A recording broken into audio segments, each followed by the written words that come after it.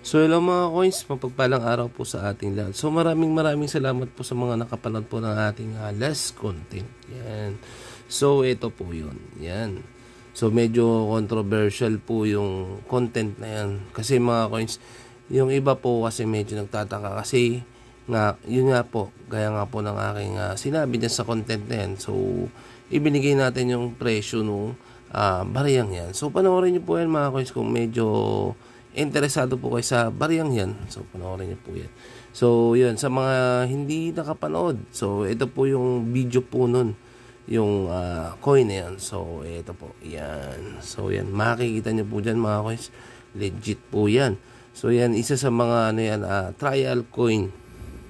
Sana na yan po sana yung ating gagamitin. So possible hindi na tuloy yan, barya na yan. So may mga iilan na nakalabas or nandito sa circulation. So yun, kung makahunt kayo nyan mga coins, legit yan. Ganun po yung presyo nyan nasa content na yan. So yan mga coins, dito in this video ating tatalakayin po yung mga tinatawag po nila na altered coin. Yan. So yun, sana medyo maging aware tayo. So yan, ibibigay ko po dito yung mga konting details na sa ganun po hindi po tayo maloko. Yan. So yun nga po, panoorin niyo pong mabuti yung video. Tapusin po natin. Nasa ganun marami po tayong matututunan dito sa ating YouTube channel. So yun, wag na natin masyadong patagalin, pabain. So tara, let's go.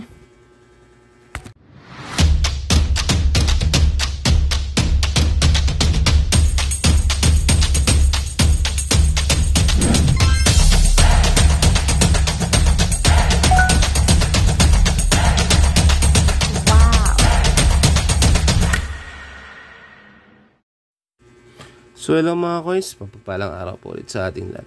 So yun nga po pala mga coins, bago tayo magsimula, medyo pasensya na nga po pala, medyo natagalan tayong gumawa ng content. Kasi medyo nag-ailangan din muna akong gumawa ng content. Kasi sa last content ko po na aking ginawa, medyo yun, may nag-advise sa akin regarding po dun sa pagbibigay ko po ng presyo sa aking YouTube channel. So yun nga po, pinag-isipan ko rin po mabuti kung ano yung pagiging balance po natin dito sa ating YouTube channel. So yun nga po pala mga coins, yun, kahit medyo marami tayong nasasagasaan na kolektor, gawa ng pagbibigay natin ng tamang details or presyo po ng barya, is goods lang po yun. Wala naman po tayong masamang intensyon sa mga content po na aking binibigay po dito sa ating YouTube channel. So nagiging honest lang din po tayo. Sabi ko nga po sa inyo, in return po sa pagsuporta nyo po sa ating YouTube channel, ibibigay po natin yung tamang details or tamang presyuhan sa mga barya. So yun, kahit marami tayong nasasagasang collector or seller ng barya, so, syempre, tuloy-tuloy pa rin tayo. So, wala naman tayong masamang intention. Gaya nga po ng aking sinasabi, wala akong masamang intention. Gusto ko lang din kayo matulungan. Yan, di ba? So, yun in this video ating talakayin po yung mga altered coin. So, yun nga po, gaya nga po ng sinasabi ko sa mga content po natin is, yun nga po, hanggat maaari po, wag po tayong tumangkilik ng altered coin. Yan. So, uunahin po natin yung medyo rampant or pinaka laging pinopost. So ito po, yan. So kung makikita nyo po dyan, meron po yung tinatawag nila altered coin ng 2007 and 2009 na 10 piso. So yan, nakikita nyo po yung details yan. So itong spot na yan, so yan po. So nakikita nyo po, yan, binago po yan. So yun, sabi ko nga po sa inyo, mas maganda kung meron kayong konting idea sa barya. Kasi kung kayo po ay nangungoleksyon or naging isang kolektor, kailangan may idea tayo ng konti sa coins nating binibili para hindi po tayo matulad sa ganito. So ayan po. So makikita nyo po dyan, nagbebenta po siya ng 2006 na ₱5. Pero ang reverse po niya, so yun nga po, gaya nga po ng aking sinabi, kung kayo po ay merong idea sa reverse and obverse o harap o likod ng bariya, is hindi kayo malilinlang or hindi kayo malilito. Yan. So muntik na to mga coins, muntik na may makabili nito. So buti na nga lang po may mga ka-coins pa rin tayo sa mga group na naging concern. So yun, buti na lang din talaga hindi siya nabili. So masyado siyang mataas para sa altered coin. Yan. So yan, binibenta po siya ng, nakita nyo po dyan, may price po, binibenta siya ng 2,000 mga 2,200 yan. So yun. So kung may mga idea kayo about coins and reverse po niya, so hindi po tayo malilito dyan, hindi tayo malilinlang. So yun po yung isa sa mga advantage po dito sa ating YouTube channel. So yun. So isa po ito pa po, yan. So kung makikita niyo po mga coins, yan po ay isang altered din po ng ₱5 na merong mint mark. Yan. So makikita niyo po dyan yung ₱5 po kasi na yan mga coins is iniba po siya or inaltered nga po, gaya nga po ng aking sinasabi, inaltered po yung barya na yan. So yun, lagi tayong maging mapanuri. Yan. So tignan nyo mabuti yung year niya, makikita nyo po dyan is binago. So may konting dumi, konting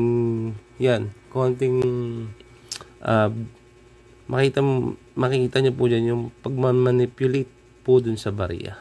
So yun, nakikita nyo po dyan sa video na yan. So ito po yung picture mga coins. So yan po.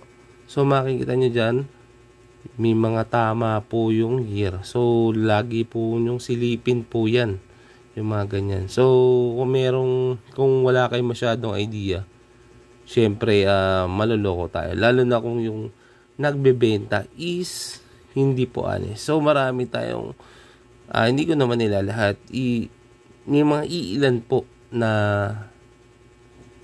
kolektor na hindi nila sinasabi na yung barya is altered. Yan. So yun, medyo nawala tayo ng konti. So pasensya na po.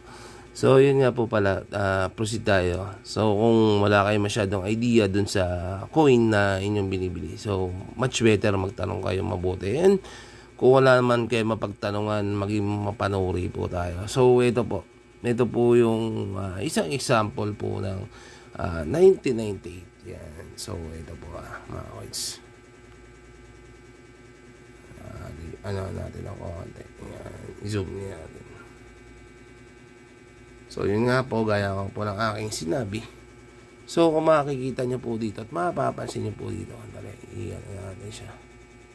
Yan. So wala po siyang mint mark. Yan nga po, gaya po ng aking sinasabi. Yung may mint mark po nito is mataas po ang price. Yan.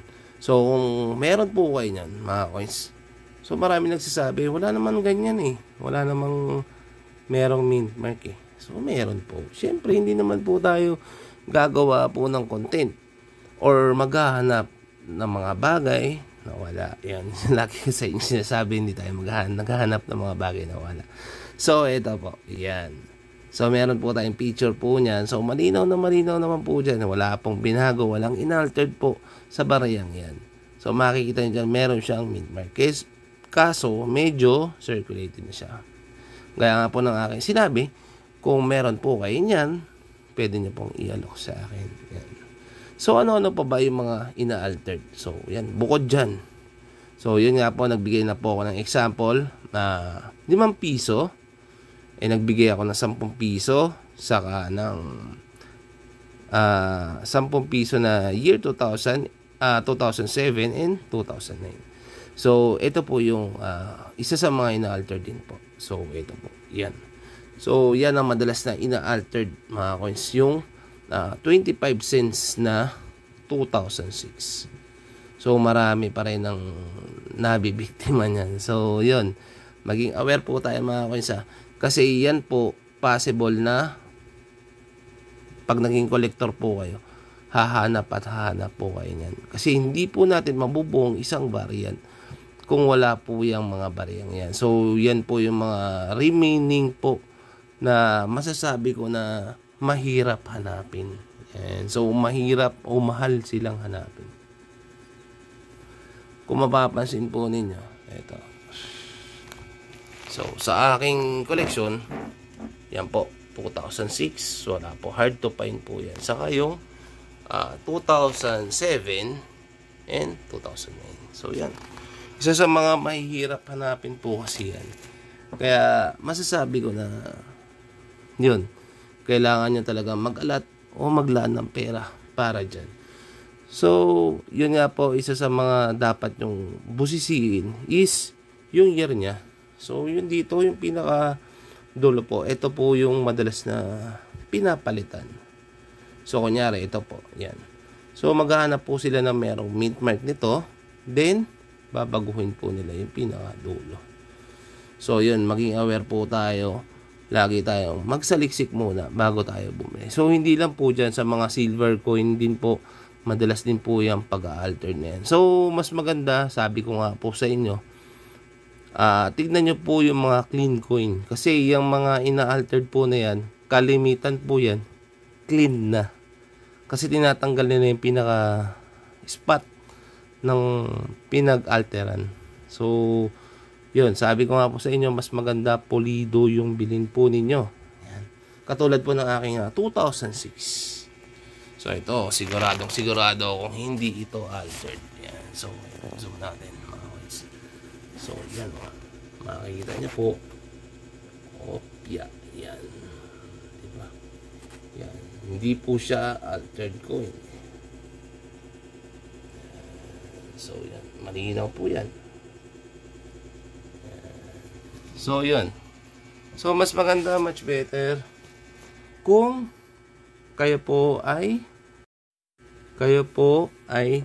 kukuha sa mga blister pack. Kung may makikita po kayo may blister, so much better kung doon po tayo bibili or doon tayo magbabaklas ng ating coin. So yan, sigurado po ako doon sa aking barya na yon na yun po ay legit. Kasi galing po iyon ng blister pack.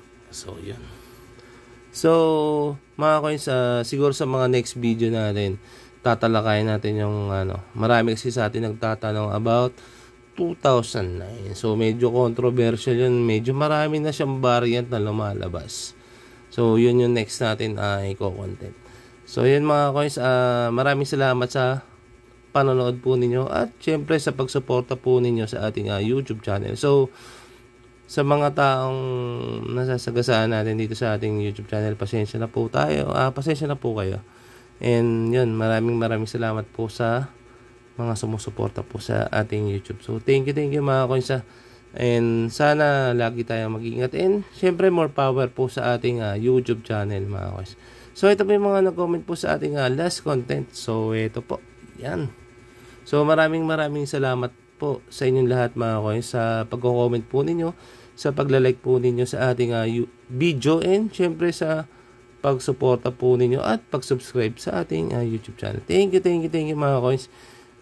Lagi yan. Alam niyo naman po yan. Lagi yan. In every content po, nagpapasalamat po tayo. Siyempre, sa pagsuporta po ninyo sa ating YouTube. So, marami o konti yung viewers, goods lang po yan. Wala pong problema sa akin yan. No problem. As long as kahit isa sa mga subscriber ko nakakapanood po yan, okay na po sa akin yan. Goods na po yan. No problem po yan. So, hindi po tayo naghabol. Gaya po ng aking sinasabi lagi, hindi po tayo naghabol ng viewers. So, kung mapanood nila to or hindi, okay lang po. No problem. So, yun mga coins, ingat po kayo. And, syempre, God bless us all. And, kita-kits sa susunod na vlogs, mga coins. Bye-bye.